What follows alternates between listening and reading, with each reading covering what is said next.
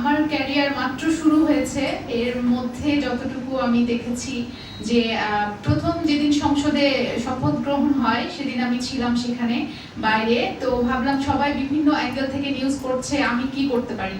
Local content creators এবং social মিডিয়ার ইনফ্লুয়েন্সটা যদি বৃদ্ধি করা যায়, আমরা জানি যে কোনো নিউজ বা যে কোনো কিছু সোশ্যাল মিডিয়ার মাধ্যমে সবচেয়ে দ্রুত ছড়িয়ে থাকে। এখানে আমাদের 3টা পয়েন্ট এসেছে ডিসকাশনে। একটা হচ্ছে সোশ্যাল সিকিউরিটিটা বাড়াতে হবে।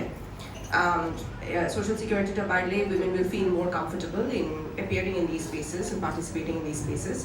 আমাদের যে অনলাইন ক্যাম্পেইনের কথা বলা হয়েছে যে এই প্রোগ্রামে অনলাইন ক্যাম্পেইন করা হবে, অনলাইনে প্রচারণা করা হবে, এইগুলো যেন আসলে স্পেসিফিক হয়। ডিস্ট্রিক্ট কিংবা অন্য ডিভিশনের প্রজেক্ট নেওয়া হতে পারে।